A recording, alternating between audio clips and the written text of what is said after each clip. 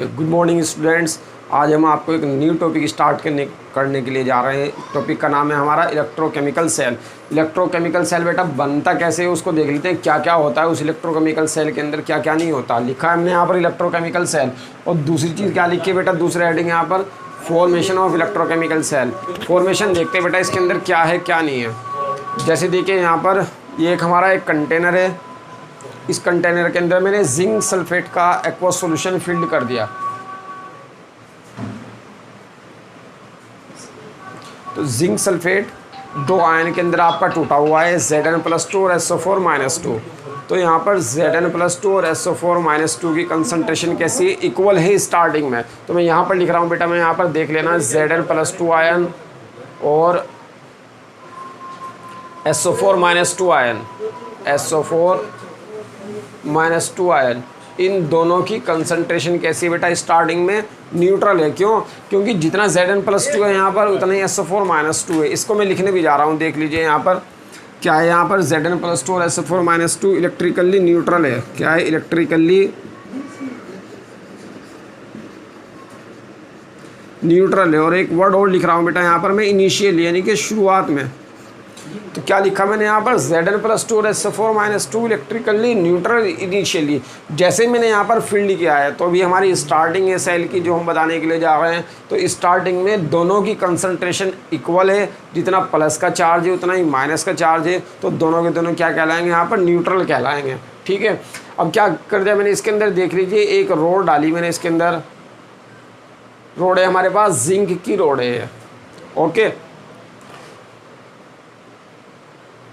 अब जैसे ही हमने जिंक की रोड इस जिंक सल्फेट सॉल्यूशन के अंदर डाली, तब क्या होगा, यहाँ पर से जिंक जो एटम था, जिंक एटम Zn+2 आयन की फॉर्म में सॉल्यूशन के अंदर आ जाएगा। ये Zn+2 आयन है हमारा, जिंक एटम Zn+2 की फॉर्म में सॉल्यूशन के अंदर आ गया। ठीक है, तो थोड़ी देर के बाद क्या होगा बेटा, यहाँ पर सॉल्यूशन के अंदर Zn+2 आयन की कंसंट्रेशन बहुत ज़्यादा हो जाएगी। जैसे जैसे धीरे धीरे प्रोसेस चलती रहेगी हमारी Zn एटम जो है Zn+2 आयन की फॉर्म में धीरे धीरे इस सॉल्यूशन के अंदर आता रहेगा। तो स्टार्टिंग में कैसी थी, दोनों की कंसंट्रेशन यहाँ पर इक्वल थी, Zn+2 और SO4-2 की। लेकिन अब क्या होगा, Zn+2 आयन पूरे सॉल्यूशन के अंदर जमा हो जाएगा और बहुत ज़्यादा अमाउंट में हो जाएगा। SO4-2 आयन की कंसंट्रेशन क्या हो जाएगी, Zn+2 आयन की कंसंट्रेशन के कंपेरिजन में कम हो जाएगी। अच्छा, एक चीज़ और है बेटा, यहाँ पर देख लेते हैं हम। जैसे इसमें से 2 इलेक्ट्रॉन निकले Zn के अंदर से, तो क्या बचे, Zn+2 आयन नीचे आया, वो 2 इलेक्ट्रॉन बेटा मैं यहाँ पर दिखा रहा हूँ।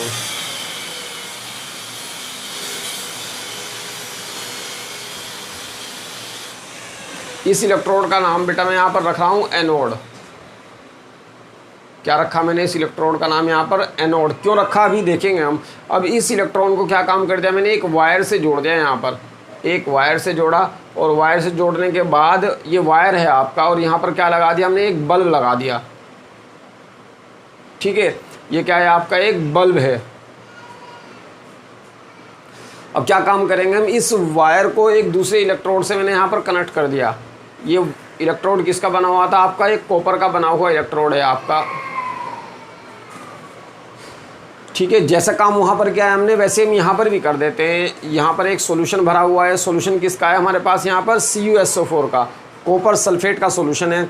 तो यहाँ पर कॉपर की रोड कॉपर सल्फेट सॉल्यूशन के अंदर डाली हुई है मैंने, यहाँ पर जलीय विलेन है यहाँ पर। ठीक है, तो यहाँ पर भी बेटा यही काम होगा। जैसे यहाँ पर Zn+2 और SO4-2 की कंसंट्रेशन स्टार्टिंग में कैसी थी, यहाँ पर इक्वल थी। ऐसा ही बिल्कुल यहाँ पर है बेटा, Cu+2 और SO4-2 की कंसंट्रेशन स्टार्टिंग में कैसे होगी, यहाँ पर इक्वल होगी। ये मैं यहीं पर लिख रहा हूँ, Cu+2 आयन की कंसंट्रेशन और SO4-2 आयन की कंसंट्रेशन क्या होगी, इनिशियली क्या होगी, ये न्यूट्रल होंगे। तो जैसे मैंने वहाँ पर लिखा था इलेक्ट्रिकली न्यूट्रल इनिशियली, वैसे यहाँ पर भी लिख रहा हूँ मैं, इलेक्ट्रिकली न्यूट्रल है।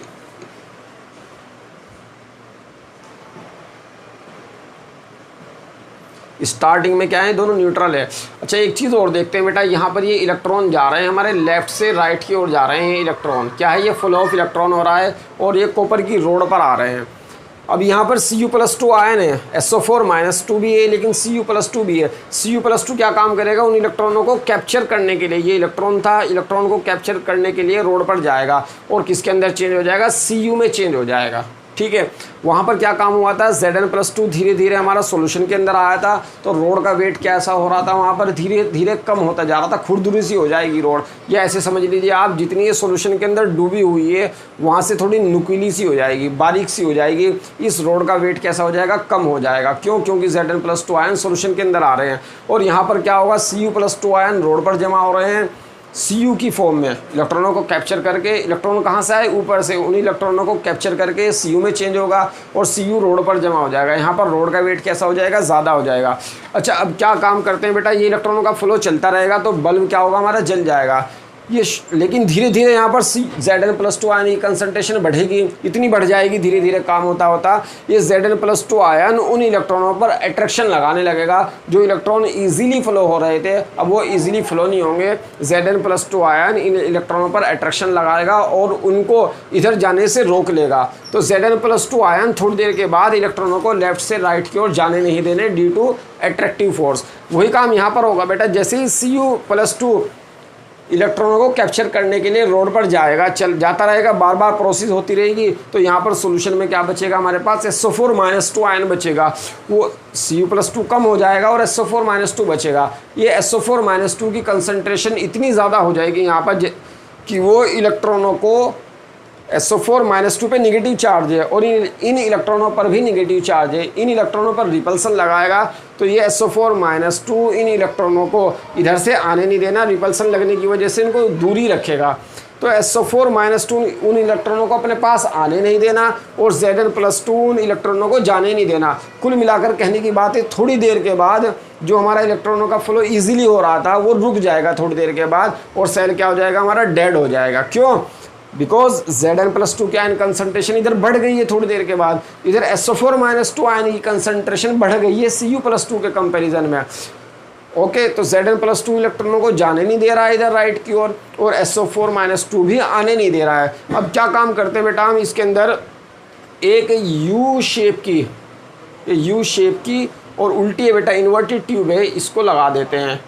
ये क्या काम करता है, इसके अंदर साल्ट ब्रिज बोलते हैं इसको, क्या कहते हैं इसको हम, साल्ट ब्रिज।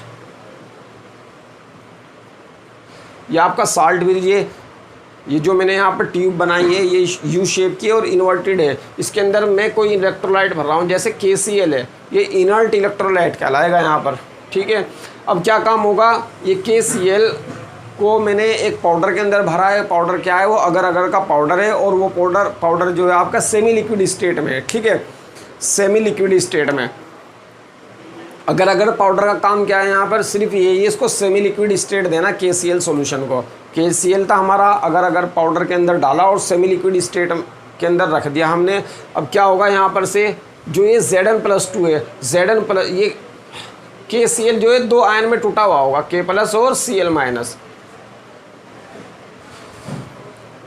अब इस इलेक्ट्रोलाइट जो हमने भरा है यहाँ पर साल्ट ब्रिज के अंदर, Zn+2 आयन क्या काम करेगा, Cl- को अपनी ओर अट्रैक्ट कर लेगा। ये Cl- को इसने अपनी ओर अट्रैक्ट कर लिया और जैसे ये Cl- को अट्रैक्ट करेगा अपनी ओर, Cl- इधर आता रहेगा, लेफ्ट में आता रहेगा और जैसे ही लेफ्ट में आता रहेगा Zn+2 आयन कैसा होता चला जाएगा, धीरे धीरे न्यूट्रल होता चला जाएगा। एक टाइम ऐसा आएगा कि Zn+2 ओवरऑल क्या हो जाएगा, न्यूट्रल हो जाएगा। जैसे ही Zn+ ऊपर ये वाली प्रोसेस होती रहेगी और ये भी इधर आता रहेगा, तो जैसे ही Zn+2 इधर आएगा वैसे ही Cl- इधर आएगा और दोनों न्यूट्रल हो जाएंगे। कहने की बात क्या है, Zn+2 की कंसंट्रेशन जो बढ़ रही थी अब वो बढ़ नहीं पाएगी। Zn+2 जो उन इलेक्ट्रॉनों को रोक रहा था अट्रैक्टिव फोर्स लगाकर, अब वो इन इलेक्ट्रॉनों को नहीं रोक पाएगा। क्यों, क्योंकि Zn+2 Cl- की वजह से न्यूट्रल हो गए, इलेक्ट्रॉनों का फ्लो चल जाएगा। तो Cl- इधर आने से ये फ़ायदा हुआ और K+ इधर की ओर आ जाएगा। इस K+ से क्या फ़ायदा हो रहा है आने से, यहाँ पर SO4-2 की कंसंट्रेशन बढ़ रही थी, जैसे ही K+ इसके अंदर आया ऊपर से, K+ आयन ने SO4-2 आयन को क्या कर दिया, न्यूट्रल कर दिया। तो SO4-2 उन इलेक्ट्रॉनों को आने नहीं दे रहा था, रिपल्सन लगा रहा था। तो SO4-2 क्या हो गए बेटा, यहाँ पर न्यूट्रल हो गए K+ आयन आने की वजह से। तो जैसे न्यूट्रल हो जाएंगे तो यहाँ पर अब इलेक्ट्रॉनों का फ्लो ईजिली हो जाएगा। तो ये साल्ट ब्रिज का यही वर्क है आपका। ये क्या काम करता है साल्ट ब्रिज, दोनों ओर के जो आपके आयन भरे हुए हैं Zn+2 और Cu+2 सॉरी SO4-2, इन दोनों को क्या करता है, न्यूट्रल कर देता है। न्यूट्रल होने की वजह से क्या काम रहता है बेटा, इलेक्ट्रॉनों का फ्लो इजीली हो जाता है। एक चीज़ और लिख देता हूँ बेटा मैं, जैसे ही Zn+2 आयन की फॉर्म में चेंज होती रहेगी, इस रोड का वेट क्या हो जाएगा, कम हो जाएगा। ये लिख रहा हूँ मैं यहाँ पर वेट ऑफ रोड, ये क्या होगा बेटा, यहाँ पर डिक्रीज हो जाएगा। और जैसे ही Cu+2 आयन Cu की फॉर्म में रोड पर जाएगा तो यहाँ पर इसका वेट जो होगा बेटा, वेट ऑफ Cu, ये क्या हो जाएगा आपका, इंक्रीज हो जाएगा वेट ऑफ Cu। एक चीज़ और है बेटा, इसका नाम क्या रखा हमने, एनोड। ऐसे ही इसका नाम क्या रखते हैं हम, कैथोड रख देते हैं। इसका नाम क्या नाम है इसका, कैथोड। ये एनोड और कैथोड क्यों रखा है इसको भी देखते हैं। देख लीजिए, साल्ट ब्रिज का जो आपका एनायन था, Cl नेगेटिव आयन, वो इधर की ओर जा रहा है, लेफ्ट की ओर। तो इस वजह एनायन जा रहा है लेफ्ट की ओर। ये देखिए, ये एनायन है, ये देखिए आपका एनायन है, Cl नेगेटिव आयन, ठीक। एनायन जा रहा है लेफ्ट की ओर, तो एनायन जा रहा है, इसी वजह से हमने इस इलेक्ट्रोड का नाम एनोड रखा है। ऐसे ही देखते हैं बेटा, एक केटायन है, केटायन जा रहा है आपका कैथो इधर की ओर, राइट की ओर, तो इस इलेक्ट्रोड का नाम क्या रखा हमने, कैथोड।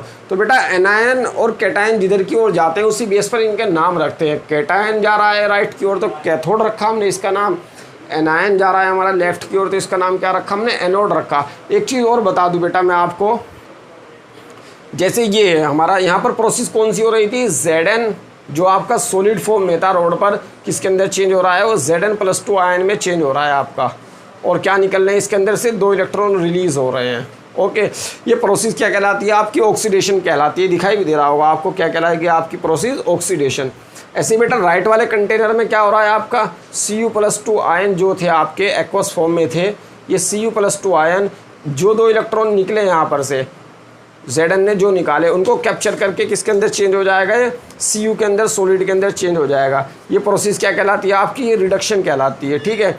अब क्या काम होगा बेटा, इन दोनों को हम ऐड कर देंगे तो ये हमारी एक रिएक्शन आ जाएगी। ये क्या है, Zn सॉलिड, और यहाँ पर क्या बनेगा आपका Cu+2, ये किस फॉर्म में आपका, ये एक्वस फॉर्म में, और ये इधर क्या आ जाएगा हमारा Cu सॉलिड, और क्या आ जाएगा बेटा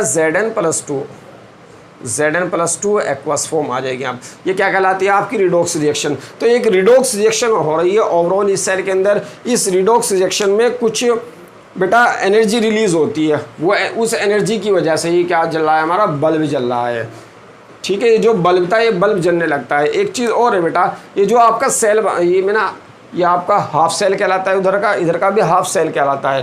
पूरे सेल को मिलने से क्या बन जाता है, कंप्लीट सेल। मैं आपको एक चीज़ और बता देता हूँ बेटा, यहाँ पर ये जो सेल है इसको याद कैसे रखेंगे। एक वर्ड है हमारे पास लोन करके, ठीक है।